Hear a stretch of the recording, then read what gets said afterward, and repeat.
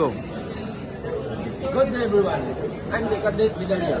Did you know that there was a historic maritime event that happens on your birthday? On February 6, 1992, the Washington Naval Treaty was signed by the US, UK, Japan, France, and Italy. It limited the size and number of the battleships the aircraft carriers each nation could build aiming. To stop dangerous naval arms race after World War I, this was important because it saved the nation from Washington resources of enemy shipbuilding, reduced tension between naval powers, and promoted peace at sea. While the treaty eventually collapsed, it proved that diplomacy could shape naval powers and sea, an early example for future international arms control agreements. And that's all. Thank you.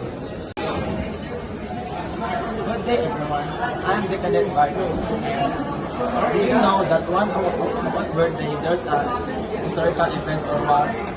My birthday is November 13th, and on this day in World War II, the naval battle of Guadalcanal began with US forces halting a Japanese attempt to attack Hendersonville. The battle was intense and chaotic, resulting in the loss of several US ships and the death of Admirals Caladan and Scott, as well as the 5 civilian brothers aboard Genevieve. Japanese forces lost the battleship of Hayai and other vessels in 1944, and the US sank Japanese submarine was the war between California and Hawaii. And why is it important? The naval battle of Guadalcanal was important because it marked a turning point in the Pacific War.